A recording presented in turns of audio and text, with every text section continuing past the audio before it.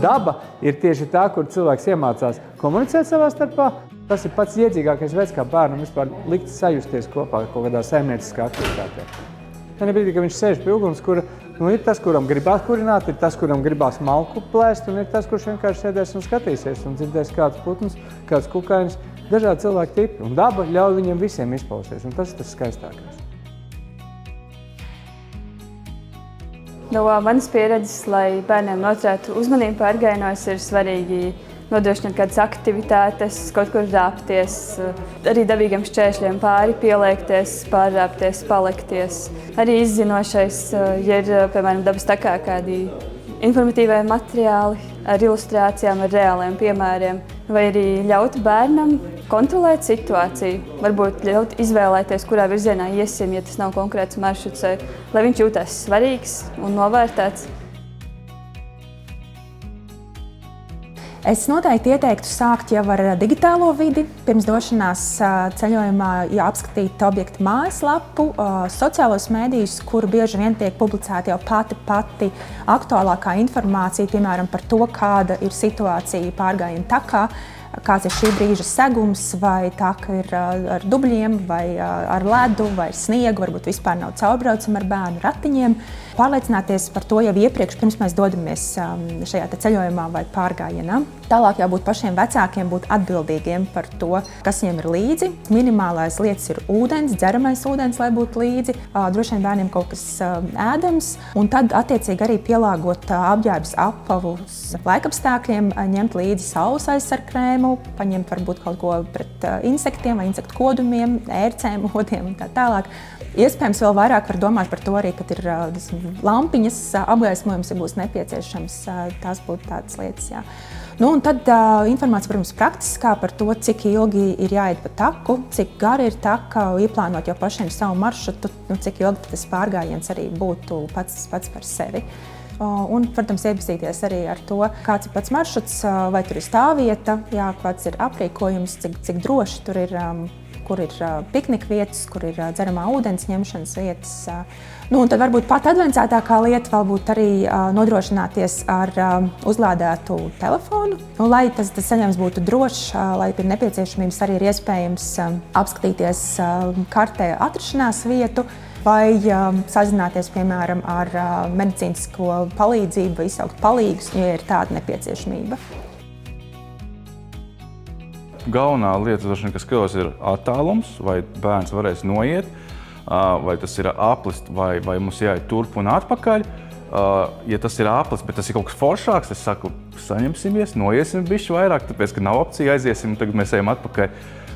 Mēs skatāmies, vai ir kaut kāda opcija, varbūt tās uztaisīt pikniku, vai ir kaut kādas labierīcības, jo labierīcībām un maziem bērniem baigā lielā problēma. Tas visiem jāzina un jāieklausās, jo tā ir vesela epopeja, un tāpēc bieži vien mēs izvēlamies labāk nebrauksim tajā gada laika, vai mēs nebrauksim uz to vietu, ja tur nav.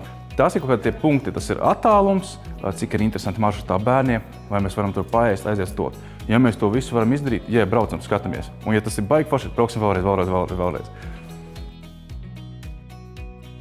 Lielisks veids, kā doties kopā dabā, ir arī dabas takā bērnam paņemt līdzi dibdapu vai viņu vest ķerrā. Tas ir viegls, vienkārši transporta līdzeklis, ko vecāks var paņemt arī pie rokas, ja tur tomēr nevar izbraukt ar to dibdapu. Tajā pašā laikā bērns varēs to lielāku distanci izturēt, vai ziemā vilkt ragaviņās, vai kaut kā līdzīgi. Vispār viņi grūti pierunāt, kā kaut kur jāiet, viņam jāstāsta, ka tur būs baigi forši, un tur būs mežs, un tur būs putni varbūt tās, un tad mēs varbūt lasīsim ogus un ēdīsim pikniku, taisīsim. Foršāk, ja ir kaut kādas mazas, es nezinu, kaut kādas pavisam mazas nianses, ko mēs varam bērnam pievērst, jo putnus mēs neredzēsim, mēs esam skaļi, dzīvnieks mēs arī neredzēsim, izņemot, ja mēs neejam tur līgatnes dabas takās, ja ir kaut kādi, nezinu, varbūt kaut kādi elementāri kokgriezumi vai kokos karājus, mēs varam pateikt, pasties, reku, tur zirneklīts griežās, viņš, jā, es redzu zirneklīts. Tās, protams, piedod bonus, un bērnam ir interesantāk, viņš aizmirstās, ka viņš ir atbraucis kaut ko darīt, viņš vairāk izbauda to piedzīvojumu, varbūt viņš sāk pats meklēt, tad tie ir bonusi, un, protams, mums mētāt varam čiepurus, zariņus, bet ja kaut kas tā kā ir papildus, tas ir, protams, bonus. Mūsdienu tehnoloģijas piedāvā arī lielisks iespējas taisīt maršrutus interaktīvi. paskaties telefonā, tev parāda maršrutu, aizved uz punktu, parāda informāciju, kādu uzdevumu. Varbūt liek kaut ko dabā saskaitīt, atrast, ieraudzīt objektu no citas skatu punkta. Varbūt kādu lietu, ko citādi nepamanītu, pievērst īpašu uzmanību, kas tieši bērnam varētu piesaistīt. Man tā pieredze ar bērnu, kad ir bijis lielāks bērns, viņam neinteresē lasīt tās tabuliņas, par ko mēs runājām iepriekš, par visādām plāksnītēm, par puķītēm. Viņš jau ir tā kā vairāk izaudzis, viņam ir vairāk skriet rakstīties, vai ir kaut kādi varbūt tās fiziski izaicinājumi, tur kaut kādi virvi, trošu, kaut kāds cēliņš vai jāpārkāp kaut kam pāri, tas tam vecam ir forši. Angliski vārds adventures būs pietiekami liels piedzīvojums. Tas ir tas bonus, kāpēc mēs ejam dabā un mēs meklējam ar vien jaunus tos objektus. Jo tādu pastaigu jau principā var uztaisīt jebkur. Mums interesē vairāk, lai tā sajūta, ka mēs esam tajā dabā, ka mēs esam kopā un mēs esam dažreiz varam aizbraukt tālāk, ja tas piedzīvojums to, tā teikt, atmaksājas mums. Vēl viena lieta ir tāda, ko vecākiem parasti nepasaka skolotāji, jo skolotāji ir tik ļoti nobaidīti no tās īstenības. Viņi saka, jā, bērni ir savādāki. Paskatieties vecāki uz sevi no malas. Jūs esat savādāk palikuši ar šito te. Jā, labi. Nedzirdu, neredzu, nekomunicēju.